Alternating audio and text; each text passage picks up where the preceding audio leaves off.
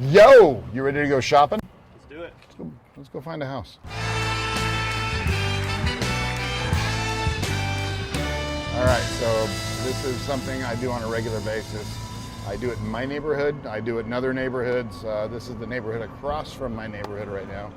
And we are going to go find some houses. And yeah, I've been scouting these out for a while, so I kind of know what's going on around here. But you guys can do the same thing in your neighborhood. It's an amazing way to find houses, and it's an amazing way for you guys to practice too. You can go through and find out who owns these houses. You can try to contact them. You can comp them. You can start taking those steps of learning how to do all this stuff, even if you're not quite ready to jump off into the deep end and do it for real. So a lot of times people will come into me and say, how do I get started, Mark? And I go, okay, start. Just start, Go out and start looking at houses. I like going to open houses and just looking at them. You can go to open houses and figure out what that house needs to have done to it so that you can sell it, right? Practice, practice, practice. Talk to contractors. Just say, hey, look, what would you charge me for this? Most of them are going to tell you to, kiss their butts. They're not going to give you the time of day, but you'll find somebody eventually that'll say, yeah, I'll sit down and talk to you. You definitely want to start practicing though. You can practice for free. It doesn't cost anything, right? You can go around, you can maybe cost a few bucks for skip tracing or something like that, but figure out what you got to do to get houses under contract. There's a lot of golf carts in this neighborhood. This is a golf cart neighborhood. I had the second one. We moved here 19 years ago. I got the second golf cart in this neighborhood. Now that we're back in my neighborhood. That's, the houses are bigger, they're much more expensive than that other neighborhood we were just in. They look exactly the same, don't they? Yeah, I know. There's so much opportunity right in my own neighborhood. Literally. What are they doing here? What's this? What's this? I don't know. That just, it's funny when you invest, you think every single house that you go by is either a flip or a new rental. It's not necessarily the case. Sometimes people just fix up their houses. But you'll understand what I'm talking about in a few months of doing this. You'll drive around and go, oh, that house, they must be flipping it. But we never know. We never know. Doing lots of work here, maybe putting in a pool. They're redoing the backyard for sure. Yeah, there we go. Just something or another.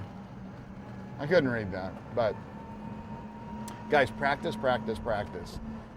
Find houses. Comp houses, figure out what the construction costs are going to be, figure out what your profit margin is going to be.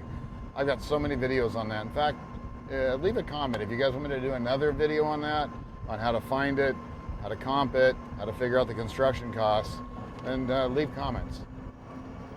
You do a little work, I'll do a little work. That seems like it's fair.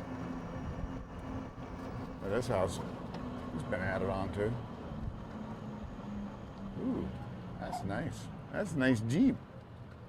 What the hell's going on here? Holy crap. What the hell? How much money are they putting into this house? Oh my God. That there is crazy.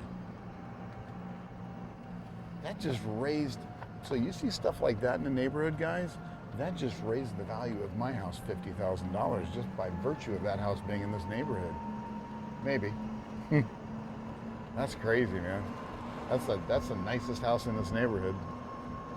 There are lots not as big as mine, but that's so cool. So cool.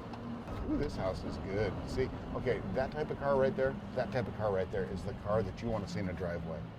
Older house needs a lot of work, and an older 4-door sedan like that, I guarantee you there's nobody in that house that's under 80 years old right now. Guarantee it. And if it's got slightly flat tires, that is another good sign that someone is there that sounds awful, but they're getting towards the end of their, let's just call it career. You can say life, I'm going to say career. And those are always good people because they're probably getting ready to move into, eventually, assisted living.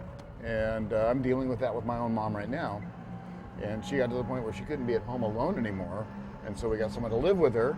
And that got to the point where it was too difficult. And So it was memory care. So we had to put her in assisted living, and we had to sell the house. And it was a mobile home, so I didn't want it. Otherwise, I would have rehabbed it and sold it, but then it would give us more money to help care for her. But those are the types of things you guys got to look for. You're not doing anything bad when you do that. A lot of people think that, oh, I'm a predator, I'm just trying to take advantage of people. That's not the case. These people need to sell their house. They need that money for the next step in their life, right? And you can help them with that. You know, as long as you can get it for the right deal and you can put money into it and make money, everybody wins. Someone's going to do it, and it may as well be you. You know, you have to look at this career, and it really is a career. You have to look at this as if, and you are, as if you're helping people, right? You can't look at this as, oh, I'm taking advantage of somebody. You're providing a service. Number one, you're upgrading a house that needs to be upgraded. So you're helping the neighborhood. You're helping the neighbors are going to love you. And you're helping someone out of a situation that they otherwise might not be able to get out of. You know, we've dealt with houses that were stacked to the rafters with newspapers and cat poop and all kinds of nasty things. Do you think they really could have sold that if they listed it on MLS? I don't think so. I don't think so. There's no way that it would sell. There's no reason for them to even try to sell that on MLS, right? So who is going to go in and take care of that kind of nastiness? Guys like us, people like you. We're going to go in there and take care of that. So please don't feel like you're taking advantage of anybody when you go out and buy a house at a discount because it's in horrible shape. You're actually providing quick relief for somebody generally, and you're updating the neighborhood. Like I said, you're going to make a lot of people happy when you do it. It's one thing you definitely got to watch out for. I don't know what you got to watch out for. I don't know why I said that just now. You don't have to watch out for anything. Just chill out, relax, have a beer. So there's a certain breed of people that do really, really well in real estate. Anybody can do it, because I wasn't this breed, and I've done really, really well. But the people that tend to do really, really well are fearless. So a lot of athletes do well. BMX guys, skateboard guys, guys that ride dirt bikes. They tend to do really well in real estate because they're not scared to ask, right? So you guys are getting kicked out of everywhere you go and having to talk to people and dealing with confrontation. And that makes it really, really easier to talk to people that want to sell their houses or don't want to sell their houses, and maybe they do want to sell it, but they don't want to tell you. It's easier for you guys to get past that. And no doesn't bother you. No is just that much closer to a yes for you guys. So, you know, if you were involved in stuff like that, you have a leg up on everybody. But again, that doesn't mean that you can't do it without that background, because I had no background like that. I had no background in anything close to what I'm doing right now. So it's funny, like when I walk through a neighborhood or I drive the golf cart, I, for some reason, tend to notice things more detail, because you're going a little bit slower. So walking a neighborhood versus driving a neighborhood sometimes is better. I mean, you look at this house over here, they're doing a $300,000 remodel right there. So people are putting money, I gotta pull over so this guy can pass this. People are putting money into this neighborhood right now. I mean, the house we just passed is gorgeous. This one's not great. That one back there, ooh, that one's ready to be flipped. But houses in this neighborhood sell from anywhere, I don't think there's anything below $1 million, but up to 1.5, 1.6 million. And you can see people take care of them for the most part. But there's these diamonds in the rough that you'll run into, like this one right here. And I've been in this one. It's for sale, but they won't meet my price yet. But this house is one of the worst houses I've ever seen structurally. So they're gonna eventually give in to me or somebody else. But my price on that is going to be probably in the 700,000 range, and they want 900. They're stuck on it. But we're not going to go there. We almost got killed by a trash truck just now, but I narrowly avoided death for both of us. So start looking for places like, you know, when they've got older cars and no landscaping. That's good. That's a good start. And you don't have to go knock on the doors right away. If you use a driving app like Deal Machine, or even just a yellow pad and write down the addresses, you can skip trace them when you get home. You can send them a postcard, you can call them, you can door knock, Last case, last thing we always do is door knock if we can't get a hold of them any other way. There's a good candidate right there. Let me see, I know we've got a couple coming up here on the left where the people just haven't done anything. So that's what you want to look for. You know, you want to have at least 3 factors: a bad driveway, a bad roof, bad landscaping. There's 3 things right there, right? So this one right here, it's bad driveway, good roof, good windows, so that's probably not a good candidate.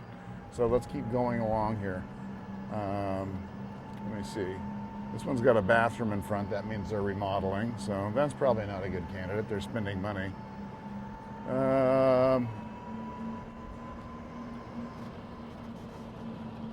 These look pretty good. Original windows, old driveway. Original windows, old driveway. Original garage door. So there's 3 right there, right?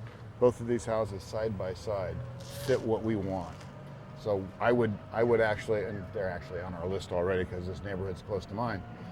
I would actually get a hold of those people and start talking to them. And remember, you're not going to get yes right away. No one's going to say, "Oh yeah, I want to sell my house." It's not going to work that way, guys. You've got to cultivate these people. You've got to talk to them for a long period of time before they decide that they want to trust you enough to actually even talk about selling their house. That blue house, I mean, just the color alone, I'd make an offer on that one. Yeah, that one, he's got pride in his yard, but that house needs some work. Oof, that was bad. So this is a good street, right? Really well kept. Howdy, neighbor. I have a lot of friends here that don't wave back. They're just embarrassed because I'm waving to them. Because they're really good friends of mine. Because I know everybody here. I'm very popular in this neighborhood. Howdy. Oh, shit. All right, so you guys get the idea. So let's talk a little bit about how we approach these people. We talked about sending a postcard. Even better, if you're working a specific neighborhood, you can literally just write a handwritten letter, which is always better. A handwritten letter does amazing things. It's been done, so don't expect a massive response, but you never know. The first couple of deals that Yuko and I got after we did our first course were from handwritten letters, and they were smoking hot deals. Oh, here we go. There's somebody else here. This one just on the right here. That's good. All right.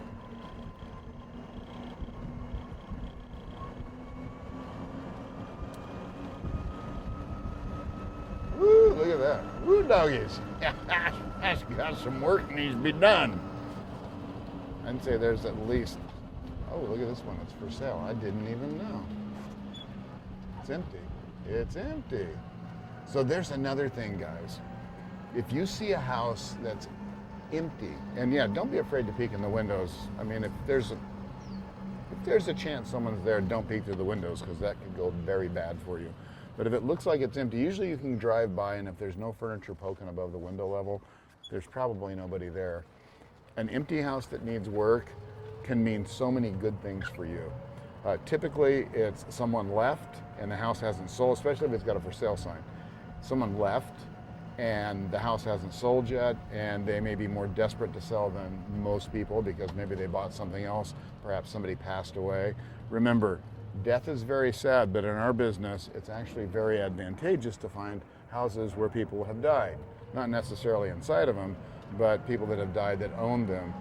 Because that typically means an heir is going to get that house, and so often those heirs live out of town and they have no way to sell it. They don't know what the properties are worth. They don't know anything. So you can educate them and probably get a better deal at the same time.